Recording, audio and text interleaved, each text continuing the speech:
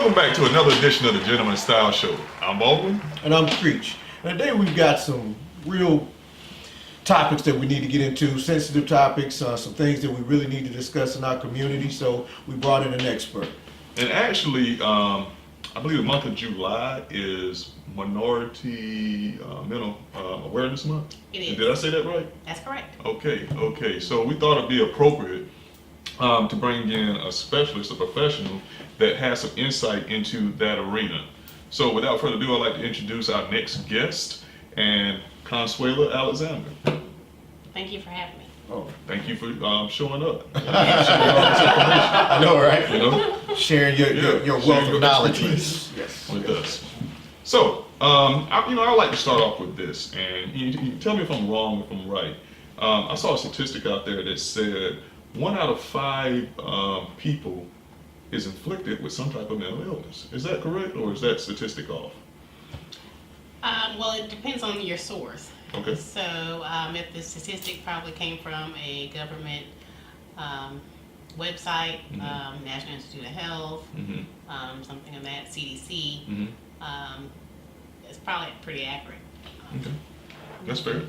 That's fair. I'm not sure what the source was, where I've obtained that information, but definitely it's an issue. It's an issue out there. So just give us a little bit. Let's jump into your background for a second. Tell us where you're from first. I'm originally from Fayetteville, North Carolina. Born and raised? Born and raised. Okay. Graduated from Westover High School. Attended Fayetteville State University. So you just stayed home, didn't you? Undergraduate and graduate. Just stayed Well, I home. left and came back. You know. So nothing wrong with keeping close ties to keeps you grounded, keeps you humble. And you hold a few different degrees. Undergraduate degree is criminal justice, and I have a master's degree in social work. I'm a licensed clinical social worker, a licensed clinical addiction specialist, tobacco treatment specialist, and I am a certified clinical supervisor. Outstanding. That's a lot. That's absolutely a lot. That's absolutely a lot. Oh, and I'm sorry, a health coach as well. Okay. Keep stacking them on. Yeah. Now, with the health coach, tell us a little bit about what does a health coach actually do? What's that? Well, a health coach basically is someone that's trained to basically hold you accountable to getting your health and wellness goals obtained. Okay. So they're in your life on a daily basis? Is that to keep you on track? Or Not necessarily on a daily basis. Of course, you have a treatment plan that you devise, and so hypothetically speaking, if someone that has diabetes and they want to get off insulin, and so they may be referred to a health coach to kind of help them stay on track to whatever the provisions that their medical doctor has advised. So it may be phone calls, it may be, nurse like, oh, I can't get to the gym. Well, the health coach is there to act as an ally. If you need a phone call, if you need someone to make encouragement. so there's support. Professional support. They don't necessarily go down the rabbit hole. Right. So the You're rabbit talking about from a psychological right. standpoint? So the rabbit hole is that's where the licensed clinical social worker. Then if it's something deeper, they have a referral to a psychotherapist or So whatever. they just keep coming to you. In other words, they just come to you. They're like, okay, this Right, is because too, you this is hold- too deep. you hold all the- So when you get a referral, they refer you right back. And you refer. Oh my goodness. So they can go down. But I'm saying they can almost go down the list. But they can almost go down the list with you in a way, like but I guess you're not. Ethically, you're not. supposed to. That's not something you would do. I mean, either the person's coming to you for health coaching, and we devise, okay, I need 6 sessions of health coaching, and if they need something else, then if they came from you for health coaching, then you necessarily it would be more best practices to kind of refer them to someone else.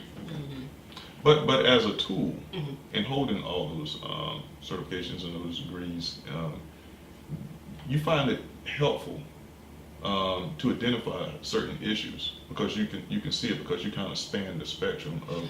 Oh, definitely, and that's the Right. reason why I invested in that professional development, because Mhm. I want to be, I want to meet the needs of my community.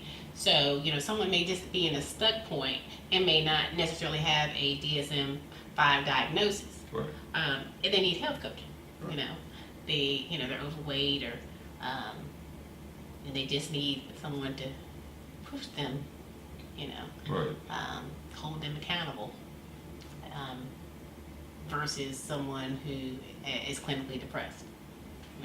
That person could be depressed too, but they're not clinically depressed. Right. And so that health coaching, if A, B, and C are met, then that you're probably not going to feel down any longer. Let me ask you this question.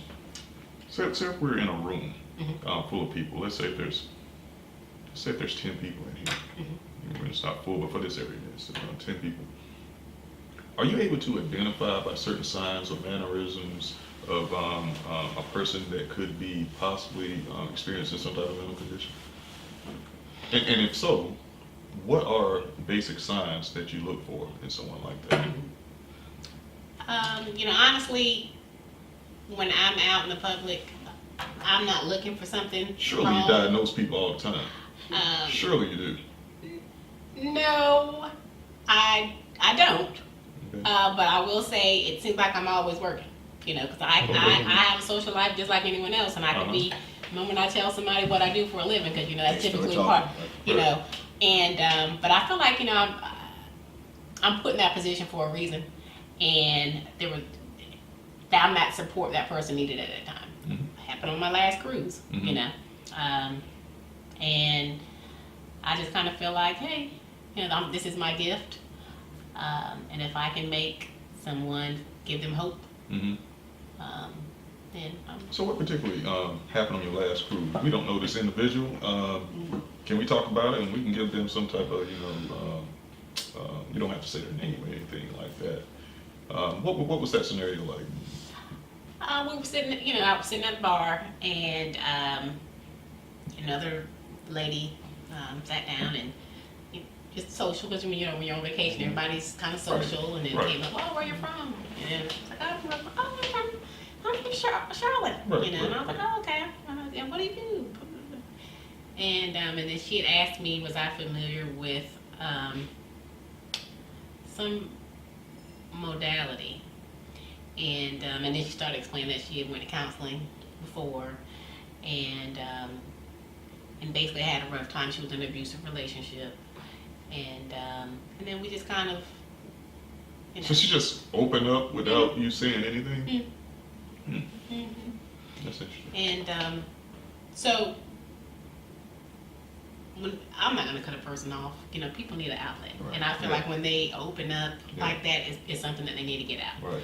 I facilitated groups, and of course, as a facilitator, our group, it's kind of semi-structured. I got to keep it going.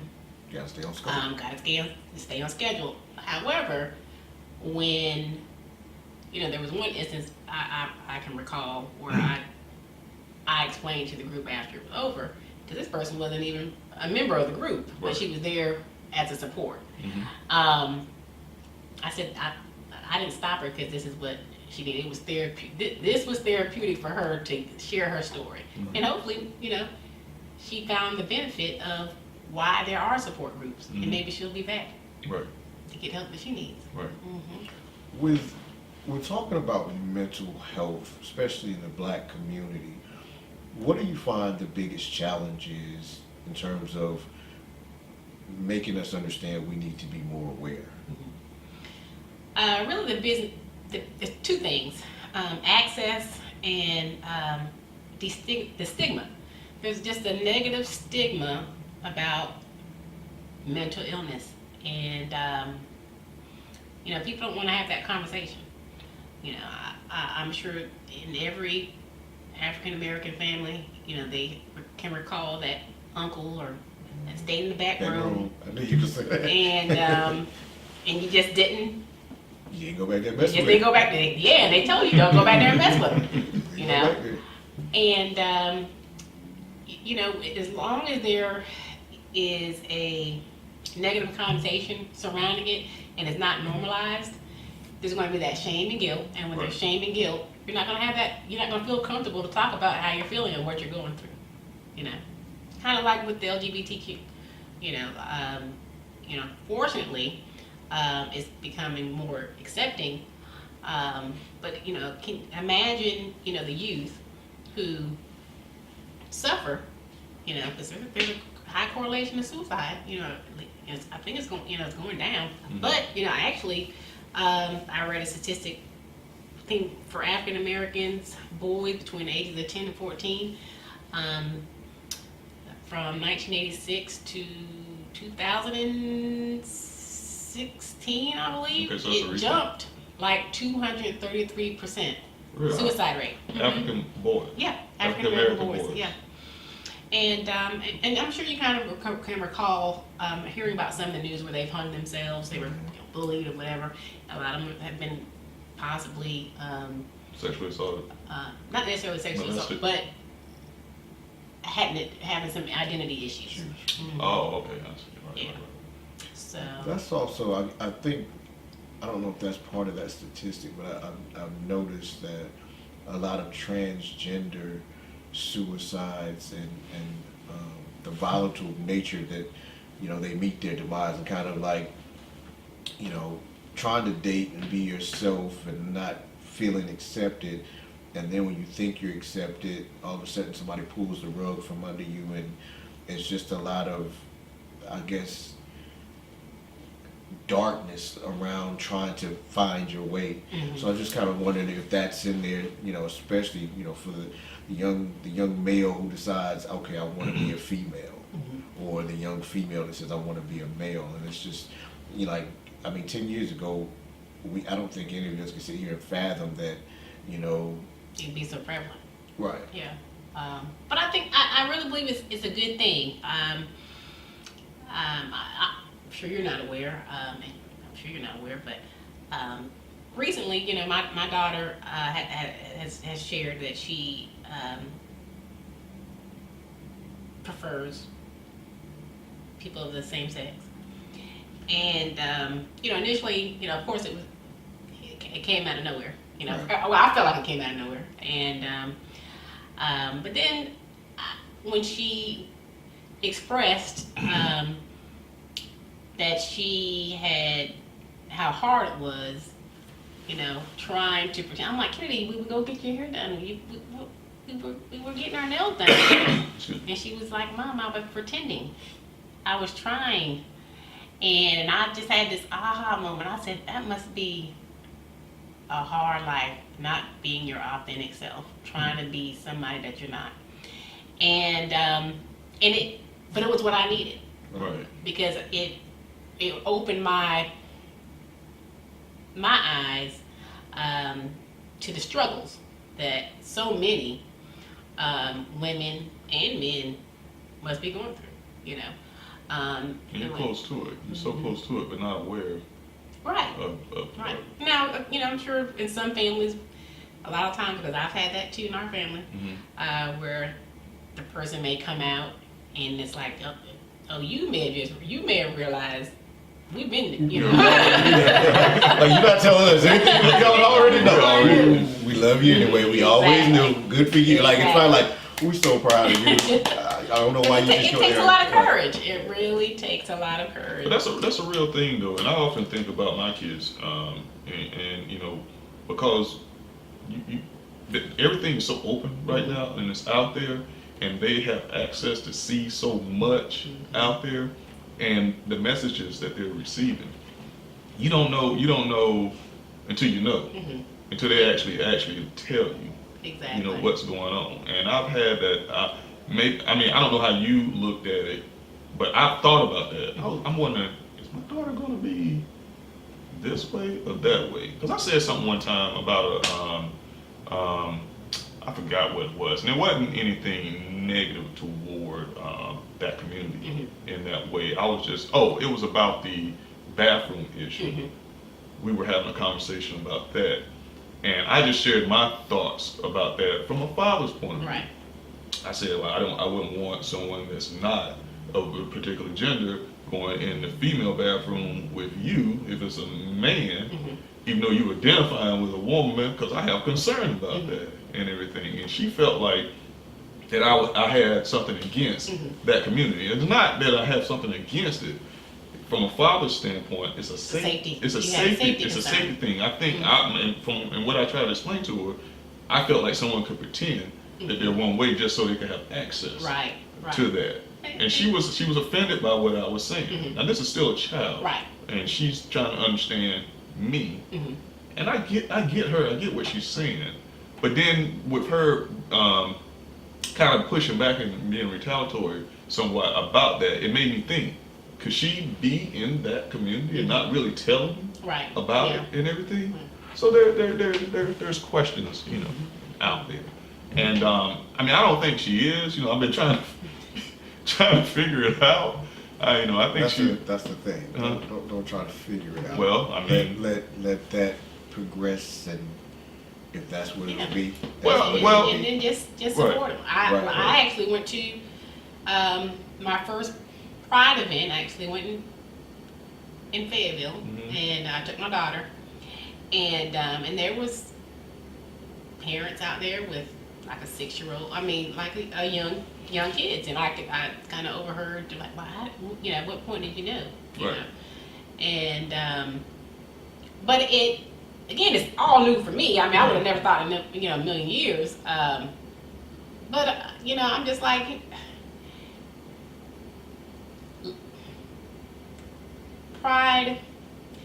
They had this thing. It's like, what does pride mean to you? And I said, pride is loving, you're loving my daughter, loving my neighbor, loving myself, and respecting them as an individual.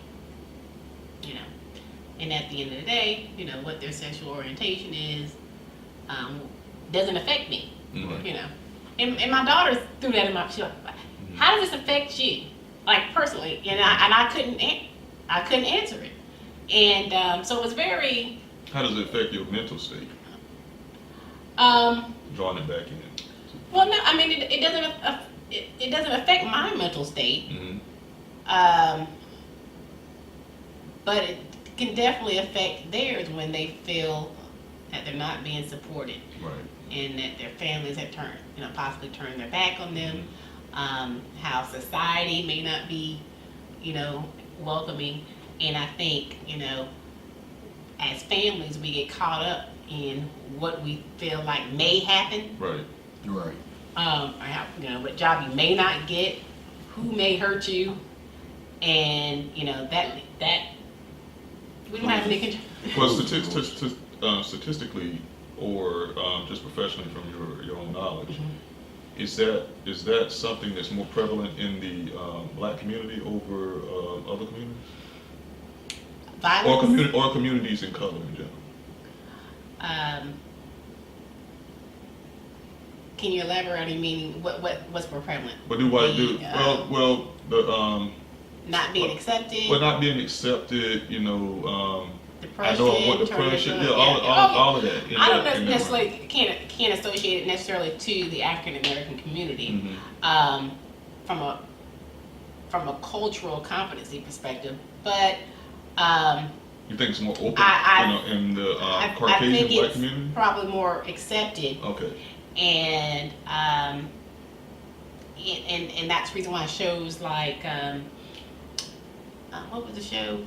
Empire. A lot of, if you've ever noticed, a lot of the shows, African American shows now, you're going to have at least one gay, one lesbian. There's an overwhelming amount of cartoons as well. Even Disney, has they blend that into their cartoons. Well, there's in order to overcome a lot of fear, anxiety, whether it's realistic or unrealistic, one of the techniques is called flooding. And then you eventually become destigmatized, And I felt like with these shows at one point, because I don't watch TV like I used to, but I felt like that was they were doing it. And I said, well, that's pretty innovative. Whoever, because now it becomes normalized. It's not a big deal when you see, the two guys kissing on the bed. But that's the other side of that is then you have the pushback of people saying, okay, it's not that I'm not accepting your way of life is your way of life, but you're doing too much in this community teaching younger people that this is okay. Well, it's not about, at the end of the day, the individual's going to do what they want to do. Exactly. But I think as parents, it's up to us. We can monitor, what our kids are exposed to, and unfortunately, I think they're exposed to too much too soon. They are. And that definitely plays a part on their mental health. I mean, there's research that shows how social media plays a part in teens and adolescent depression and anxiety. There's bullying. Right, I was about to say, I would think that's a very big part of the younger generation's problem. Like, when we were in school, you get, as we would call it, you get picked on. Mm-hmm. But now, in order to get picked on, for the most part, you had to be there. Now you can be at home, two states over, and people just come at you and come at you and come at you. And I mean, I've seen, different shows, talk shows that actually, do things on this subject where young people have, hung themselves in closets and, and just, I think one young lady jumped off some bell tower in Texas or something like that. So it's really concerning just in that arena alone if we're not, especially in the Black community, having these conversations with our kids about what's going on, how are you feeling, what was your day like, who are your friends. It's just not enough conversations that we're having. So. And and it's really important to take the time to ask those questions and be genuine. It's kind of robotic when you're think about it, we're asking, hey, how you doing? Right. And I remember even before I even got in the industry of mental health and substance abuse, I would do it jokingly, where they're like, hey, how you doing? Not good. And then I'm like, gotcha, And but people, when you say not good, they don't even know how to take it because it's so you're so programmed to say I'm fine, I'm good, yeah. Or you're not prepared to get into that discussion. Do you really want to be in that discussion? Most people, they say it just as something to do, as just a response back. Do they really care? Exactly. I mean. Exactly.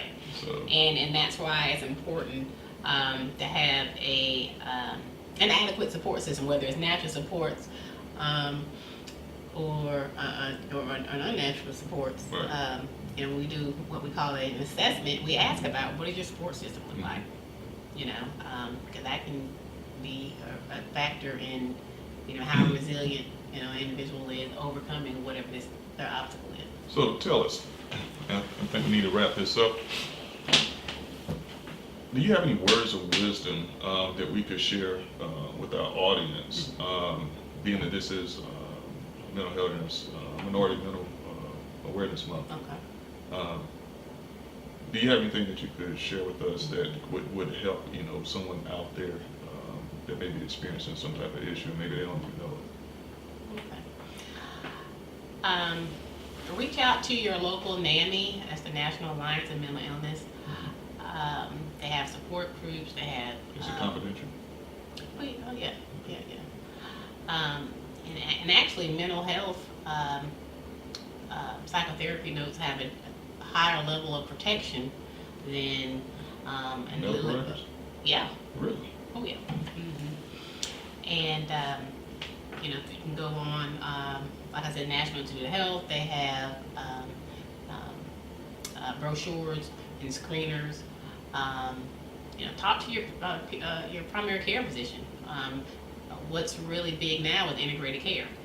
they're going to have on site a behavioral health specialist, which is typically a licensed clinical social worker.